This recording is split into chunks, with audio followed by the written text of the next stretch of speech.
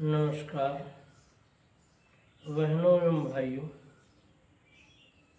आज मैं आप सबके लिए अपनी एक गज़ल लेकर प्रस्तुत हुआ। इस गज़ल में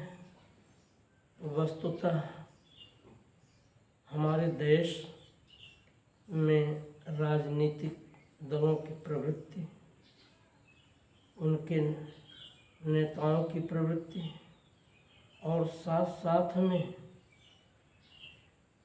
जो राजनेता,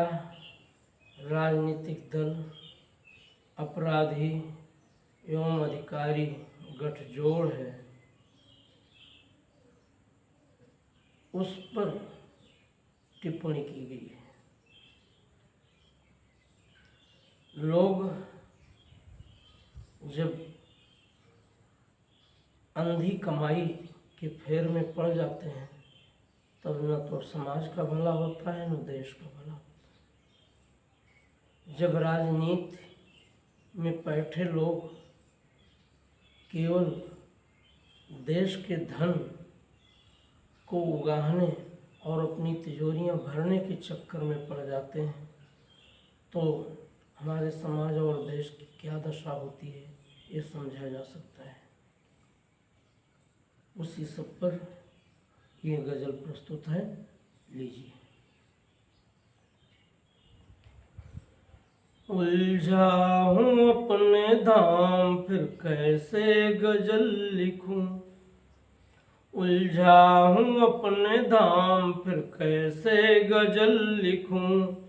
बहुतों पड़े हैं काम फिर कैसे गज़ल लिखूं, उलझा हूँ अपने धाम फिर कैसे गज़ल लिखूं,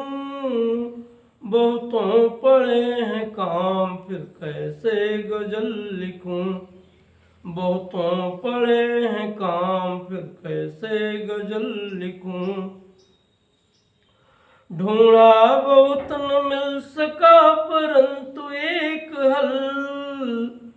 ढूंढा बहुत न मिल सका परंतु एक हल,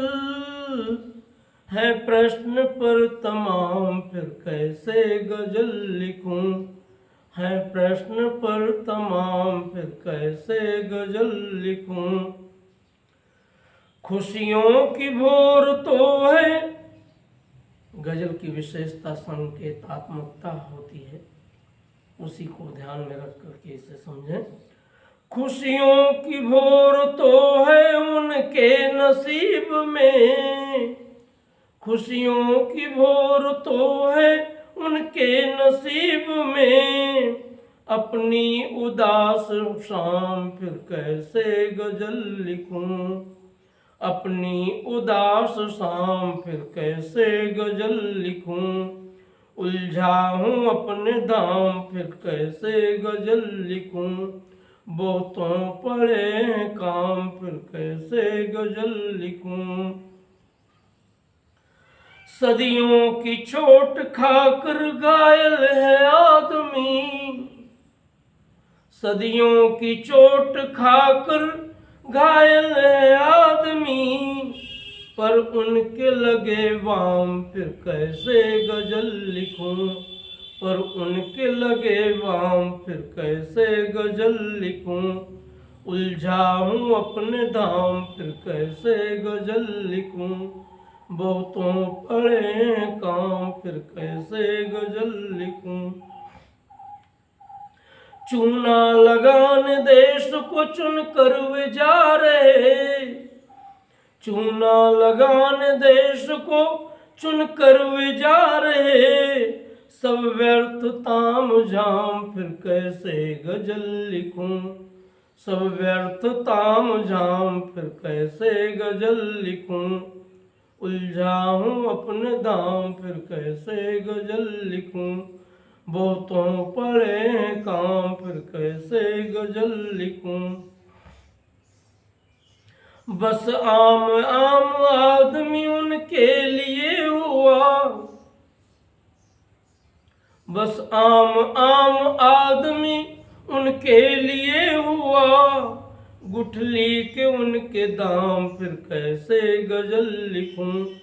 गुठली के उनके दाम फिर कैसे गजल लिखूं, उलझा हूँ अपने दाम फिर कैसे गजल लिखूं, बहुतों पड़े हैं काम फिर कैसे गजल लिखूं। आदमी का दर्द सब तर्ज़े बयान कर,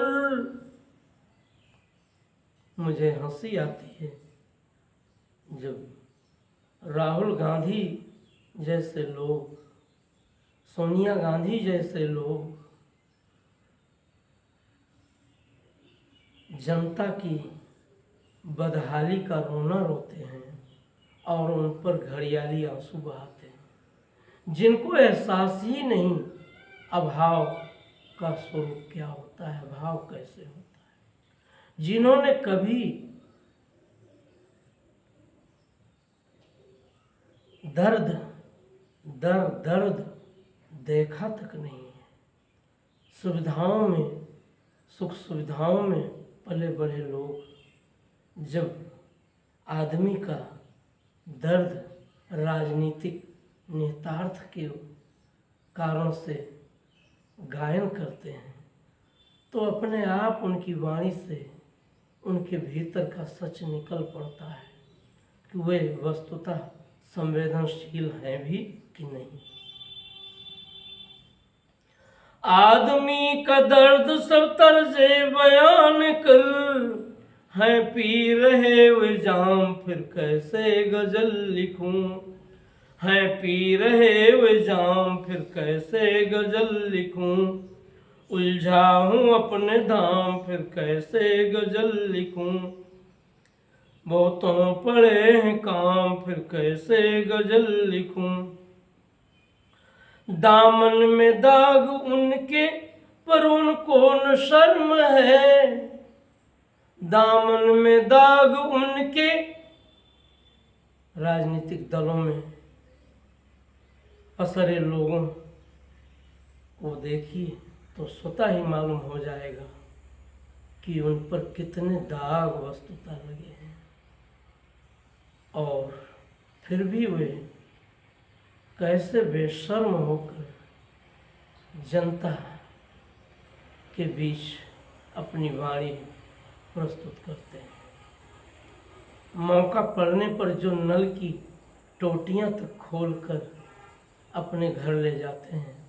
सरकारी आवास को तहस नहस कर बैठते हैं, ऐसे लोग भी जब जनता की पीड़ा, किसान की पीड़ा व्यक्त करते हैं तो गजब का नज़ारा अनुभूत होता है।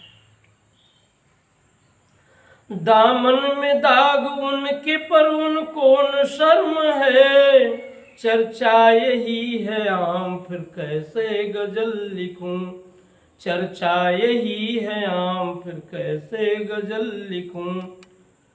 उलझा हूँ अपने दाम फिर कैसे गजल लिखूं, बहुतों पड़े हैं काम फिर कैसे गजल लिखूं। नंगे थे वे तो अब तक अपने हमाम में, नंगे थे वे तो अब तक अपने हमाम में, नंगा है अब हमाम फिर कैसे गजल लिखूं, नंगा है अब हमाम फिर कैसे गजल लिखूं, बहुतों पड़े हैं काम फिर कैसे गजल लिखूं, उलझा हूँ अपने धाम फिर कैसे गजल लिखूं। पूजे तो वे हैं जा रहे वे शर्मियत के दम, पूजे तो वे हैं जा रहे वे शर्मियत के दम, पत्थर पे उनके नाम फिर कैसे गजल लिखूं, पत्थर पे उनके नाम फिर कैसे गजल लिखूं, उलझा हूँ अपने दाम फिर कैसे गजल लिखूं, बहुतों पड़े हैं काम फिर कैसे गजल लिखूं। उनके ही लगे चक्कर न खास की गली, उनके ही लगे चक्कर न खास की गली, उनके ही लगे चक्कर न खास की गली, पर मैं हुआ बदनाम फिर कैसे गजल लिखूं, पर मैं हुआ बदनाम फिर कैसे गजल लिखूं, उलझा हूँ अपने धाम फिर कैसे गजल लिखूं, बहुतों पड़े हैं काम फिर कैसे गजल लिखूं, बहुतों पड़े हैं काम फिर कैसे गजल लिखूं। बहनों एवं भाइयों, नखास गली कभी पुराने फैजाबाद और आज के अयोध्या जिले में रेड लाइट एरिया के लिए कहा गया था, जहां वेश्याओं के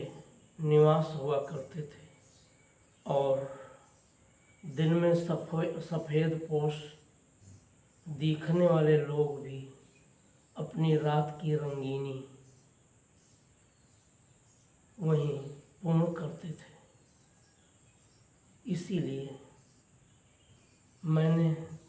शहर दर शहर में जो रेड लाइट एरिया कहलाने वाले इलाके हैं उनको इसी नाम से नवाजा है, और आप सब इसको इसी अर्थ में लेने का कार्य करें। इन्हीं शब्दों के साथ मेरा धन्यवाद स्वीकार करें। ये गज़ल आपको प्रिय लगी होगी, इसे सब्सक्राइब करें और अपनी टिप्पणी बॉक्स में ज़रूर अंकित करें। जय हिंद।